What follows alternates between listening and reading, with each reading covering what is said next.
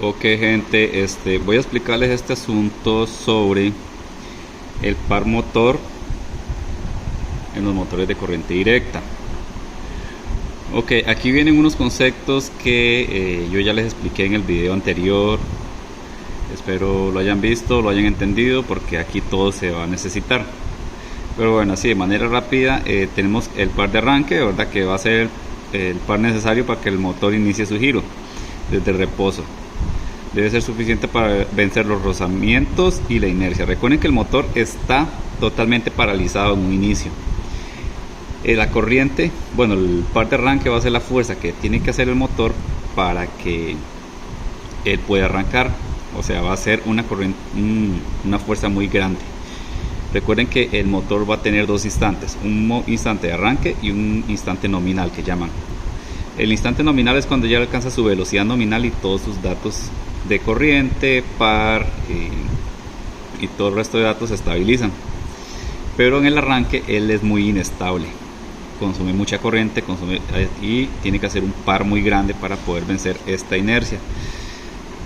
Entonces, bueno, a eso se refiere el par de arranque. El par de aceleración dice, actúa sobre el motor desde el instante del arranque hasta que alcance su velocidad nominal, ¿verdad? Entonces, viendo la grafiquita que estuvimos viendo anteriormente, ese par de aceleración sería desde que aquí velocidad cero, desde que él arranca hasta que alcanza su velocidad nominal aquí. Recuerden que yo les dije en el video anterior que este punto de intersección entre el par resistente y el par del motor son los datos nominales que vamos a tener de funcionamiento.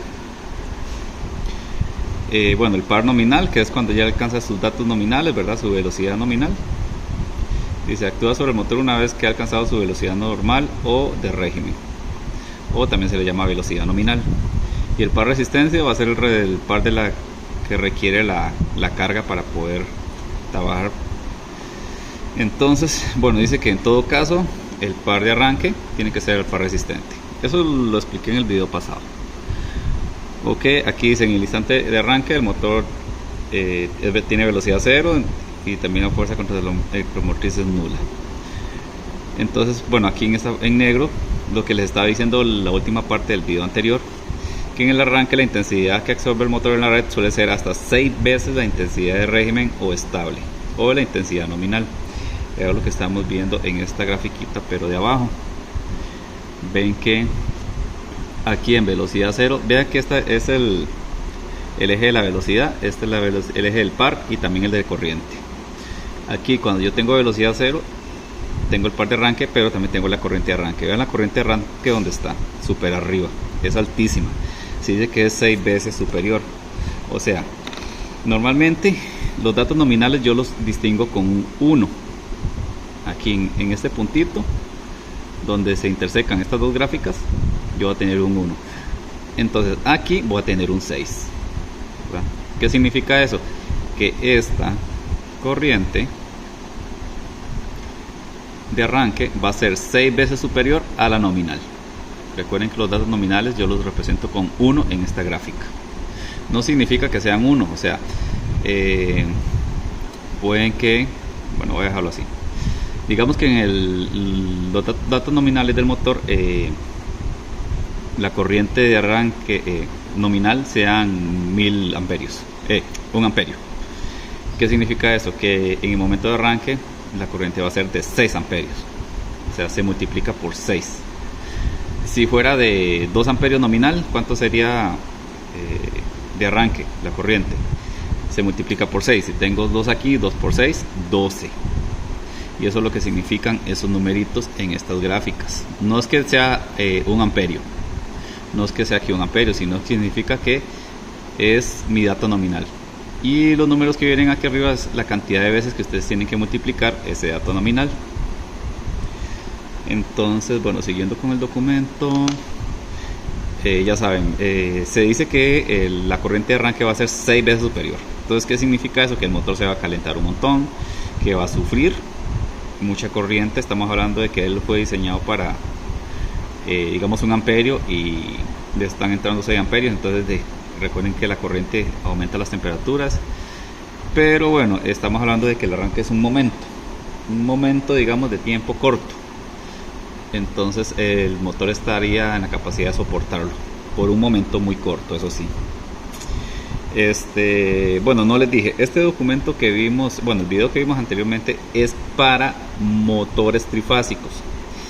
De hecho, ese video, si ustedes se fijaron, dice arranques de motores trifásicos, el nombre de él. Eso es un tema que tenemos que ver mucho después, pero bueno, me sirve mucho esa introducción porque explica muy bien lo que es el torque, el momento, estas gráficas que de todos modos tenemos que irlas viendo desde un principio, porque estas gráficas aplican para todos los motores. Obviamente las gráficas que vamos a ver ahorita para motores de corriente directa, que es el tema que estamos, son un poco distintas, pero el concepto es el mismo, el concepto de fondo es el mismo. Entonces por eso es que me sirve esta materia, para que ustedes me lo entiendan, porque viendo la materia de motores vamos a seguir viendo estas gráficas que son súper importantes para la hora del diseño, para la hora de entender el funcionamiento de las máquinas y todo eso.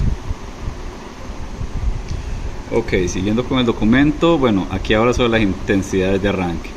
Cuando conectamos el motor, parte de la situación paro total, o sea, él no se mueve en lo absoluto en un principio cuando yo lo estoy conectando. Esto hace que para que empiece a girar necesite una fuerza mucho mayor que cuando está girando ya normalmente. Esta fuerza mayor en el arranque la consigue aumentando mucho la intensidad que absorbe, o sea, lo que le estoy explicando, que absorbe mucha corriente. Esta sobreintensidad puede afectar no solo el motor, sino incluso a la línea, a la línea que lo alimenta. Diferentes legislaciones, por ejemplo, el reglamento de baja tensión establece los límites de estas corrientes o intensidades de arranque. Ok, entonces viene esta tablita de aquí. Esta tablita es muy importante. ¿Por qué? Porque a mí me establece los límites de corriente que tienen que tener los motores a la hora del arranque. Porque, pues, o sea, puede llegar a 10 veces perfectamente. Multiplicar por 10 la corriente nominal, que no es nada saludable. Entonces, digamos, hay una norma que a mí me establece la cantidad máxima de corriente que puede absorber. Entonces vean que aquí viene un rango de potencia. Dice que para motores de 0,75 watts a 1.5 watts yo tengo que máximo 2.5 la corriente nominal. ¿Qué significa eso? Que si yo tengo aquí el 1 que les puse, esta va a ser mi corriente nominal, porque vean que esto es un punto nominal, les había explicado en el video anterior que les puse. Vean aquí donde dice corriente nominal también. Entonces aquí máximo tiene que ser 2.5. Profe, pero usted no acaba de decir que puede ser hasta 6 veces. Sí, pero es que hay métodos para poder reducir esta corriente también. Entonces, bueno, eso lo vamos a ver después con los métodos de arranque. Pero bueno, ahorita lo que me interesa es que ustedes vean esta tablita, ¿verdad? Luego dice que de 1.5 kW a 5 kW máximo tiene que consumir 2 veces la corriente nominal. O sea, ya este punto de aquí arriba no va a ser 2.5, sino simplemente vamos a ver, por aquí arriba, un 2, ¿verdad? Aquí un 2. Ya no va a ser 2.5, sino 2. Y para más de 5 kW va a ser 1.5. O sea, aquí va a llegar hasta 1.5, nada más. Entonces, ¿qué significa eso? Que en ese último caso, si yo tengo que este motor consume un amperio en sus datos nominales, ya alcanzando la velocidad normal en la que él opera, aquí arriba en el arranque él tiene que consumir 1.5 amperios nada más. Si él consumiera 2, nominalmente en el arranque tendría que consumir 2 por 1.5, eso serían 3, ¿verdad? 3 amperios. Entonces, bueno, eso, el número aquí lo que viene a hacer es multiplicar, les había dicho, ¿verdad? Anteriormente. Vean que, bueno, esta tabla se parece mucho a la de motores trifásicos también. Más adelante, cuando veamos métodos de arranque, y ahora sí formalmente, vamos a ver esta tabla que es para motores trifásicos. Ustedes se van a acordar de este momento, de este instante, como quien dice. Que ya vimos el concepto de momento, pero el momento de fuerza es otra cosa. Entonces, vean que aquí tengo los mismos rangos, nada más que aquí me varían las corrientes 4.5, 3, 2. Y aquí es 2.5, 2 y 1.5. ¿Cuál es la diferencia? Que esta tabla es para motores de corriente directa o corriente continua, como dice aquí. y esta otra es para motores trifásicos. Entonces vean que más bien este trae un rango extra de 5 kilowatts a 15 kilowatts. Aquí este dice más de 5 kilowatts. Pero ¿por qué esta otra es más específica? Porque los motores trifásicos son construidos en mayores potencias. Los motores de corriente directa no tanto. Los motores de corriente directa llegarán a unas cuantas kilowatts. O sea, después de 5 no superará mucho. Ya esto sí. Estos después de 15 kilowatts, bueno, ahí siguen. Y siguen y siguen y siguen. O sea, hay motores enormes trifásicos. Pero bueno, los de corriente directa, que son los que estamos viendo, pues no. Son motores relativamente pequeños, no los construyen muy grandes. Ok, aquí viene un resumen, ¿verdad?, de lo que vimos anteriormente en el apartado anterior, de los diferentes tipos de motores de corriente directa, ¿verdad? Aquí está el serie, el derivación, el shunt. ¿Por qué de derivación? De hecho lo estaba buscando ahorita. Aquí está. Motor shunt dice, también se le llama paralelo. Es un motor de corriente eléctrica, de corriente continua, cuyo bobinado inductor principal está conectado en derivación o paralelo con el circuito formado por los bobinados del inducido. O sea, el derivación es el mismo shunt o el mismo paralelo, el compuesto y otros motores. Okay.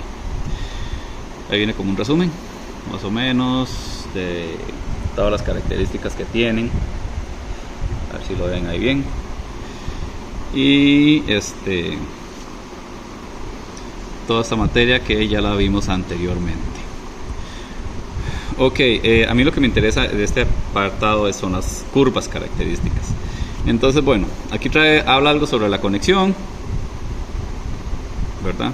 De excitación independiente, el motor de excitación independiente, que lleva unas fuentes externas, ¿verdad?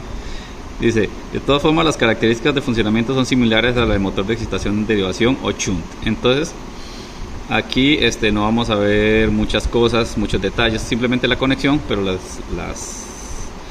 curvas no las vamos a ver porque dice que son muy parecidas a las del motor shunt o de derivación.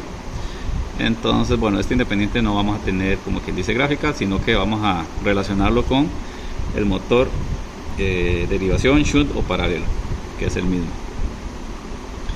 Ok, pues para borrar esto de aquí que quedó ahí. Ok, de motor serie. Aquí tenemos la conexión, ¿verdad? Ya eso lo vimos anteriormente, que todo se conecta en serie. Aquí de forma real, aquí en forma de esquema. Y aquí las grafiquitas. Entonces, bueno, así de forma individual a mí las gráficas no me dan mucha información, porque a mí me interesa compararlas de un motor con respecto a otro.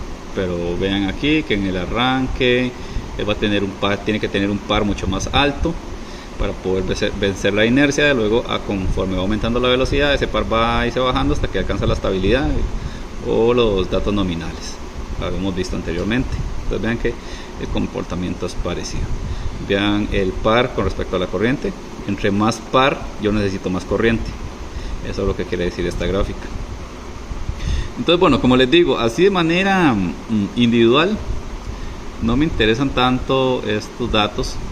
Bueno, aquí está el motor shunt, la forma de conectarlo, ¿verdad? Que es de forma paralelo. Vean aquí donde está el paralelo, el esquema. Las gráficas y bueno, el compuesto. Aquí tenemos el bobinado serie, aquí tenemos el paralelo y la conexión real. Y por aquí están las gráficas. Y bueno, básicamente lo que me interesa es esto, o sea, las curvas par velocidad e intensidad. Entonces vean que según la teoría que vimos anteriormente, se recuerdan que habíamos dicho que el motor serie es el que tiene mejor par de arranque, o el que tiene más fuerza a la hora de arrancar. Y vean aquí vemos esta gráfica en rojo, que a la hora del arranque, o sea, aquí a velocidad cero, acercándose a velocidad cero, es que no entiendo por qué llega aquí, debería empezar desde aquí. Pero bueno, igual vean que es la gráfica que el momento empieza más arriba. Recuerden que aquí empieza en cero, aumentando. Y aquí igual empieza en cero, aumentando. Entonces vean que en velocidad cero, o sea, cuando él está arrancando, ese momento o la fuerza que tiene ese motor de serie, aquí el que está en rojo, es el más alto de todos estos otros, porque vean que estos están más bajitos, este está más alto. ¿Cuál es el que le sigue? El compuesto. ¿Y cuál es el otro que le sigue? Y en tercer lugar lo tiene el de derivación o el shunt. Entonces aquí podemos ver por medio de gráficas lo que decía la teoría anterior, que el motor serie habíamos dicho que era el que tenía mejor par de arranque, o un par de arranque muy elevado. Ya lo estamos viendo por medio de gráficas. Ok, a la hora del momento vemos que en general la fuerza del motor va aumentando conforme yo aumento la corriente, ¿verdad? Por eso es que en el arranque yo necesito un momento muy alto, pero se me va a subir a una corriente muy alta. Ven, aquí tengo una corriente baja, va aumentando. Aquí tengo un momento bajo, aumentando. Entonces, vean que conforme yo aumento la intensidad, también se aumenta el momento. O lo contrario, conforme yo aumento, requiero más fuerza y el motor va a consumirme más corriente. Entonces, lo que les estaba diciendo, en el arranque yo necesito un momento muy alto, por lo que la corriente que va a consumir también va a ser alta. Y aquí, bueno, el que tiene un comportamiento más lineal, vemos que es el shunt. O sea, esto es como un comportamiento más exponencial. Estas dos, la roja y la verde. Esta es como más lineal, ¿ves? Que forma como una línea recta. Entonces, es como más estable el shunt en este caso. Y ya viendo la última gráfica, que es la de velocidad corriente, que de hecho no, en realidad la que estamos analizando al principio vendría siendo esta. ¿Se acuerdan cuando estamos viendo esta de aquí? Que esta es, por lo menos aquí arriba, de velocidad par. Vendría siendo esta de aquí, velocidad par o momento, que es lo mismo. Esta última es la de corriente de velocidad. Entonces, no tengo otra cosa que entre más velocidad tiene el motor, menos corriente. Ven, o sea, vean que aquí una velocidad mínima. Vean que la velocidad aquí está mínima, ¿verdad? En esta parte de abajo. Aquí se hace una velocidad más alta, o sea, el motor va girando más rápido. A una velocidad mínima, la corriente es más alta. Y esto es más o menos como el arranque. Conforme la velocidad va aumentando, esa corriente va disminuyendo, hasta que ya alcanza los datos nominales y se estabiliza. Vean que el que tiene igual un consumo de corriente como más lineal o más estable es de derivación, que la diferencia de hecho a la hora del arranque y a la hora de la velocidad máxima pues no es mucha. Vean que es como este pedacito de aquí a aquí. Los otros sí tienen una variación muy grande. Entonces el más estable vendría siendo como derivación. Entonces dependiendo, por eso es que yo le digo a ustedes, dependiendo de la aplicación, ustedes van a utilizar ya sea un motor serie, un motor compuesto o un motor en derivación o shunt. Y eso es lo que quería mostrarles con estas grafiquitas de aquí. Aquí trae como un resumen, ¿verdad?, de lo que yo les he estado diciendo. De la curva momento velocidad, que es la primera, esta de aquí, dice que el mayor momento durante el arranque se obtiene el motor serie, le sigue el motor compuesto y por último el motor derivación. Ven lo que le estaba diciendo, el serie, le sigue el compuesto y por último el derivación. Luego curva momento intensidad, que es la segunda. El consumo de intensidad aumenta proporcionalmente al par del motor en derivación. Ven aquí lo que les estaba diciendo, que el más proporcional era el derivación, que es una línea recta. Y al final, el curva velocidad intensidad, la velocidad más constante se obtiene en el motor de derivación, le sigue el motor compuesto y por último el motor serie. O sea, esta es la que tiene un comportamiento más lineal, le sigue el compuesto y la curva como más inestable en este caso sería la serie. Entonces, como le digo, ya ustedes como diseñadores van a elegir cuál motor utilizar dependiendo los datos de estas curvas, que así se van a comportar todos los motores en ese tipo de conexiones. Bueno, aquí viene una información extra de otros tipos de motores de corriente directa. Ya eso queda como a razón de tal vez investigación, pero bueno, el asunto de las curvas llega hasta aquí. Y bueno, eso creo que sería todo por ahora. El punto es que bueno, quiero hacer énfasis en este tema de las curvas porque es algo, como les digo, que se va a seguir viendo.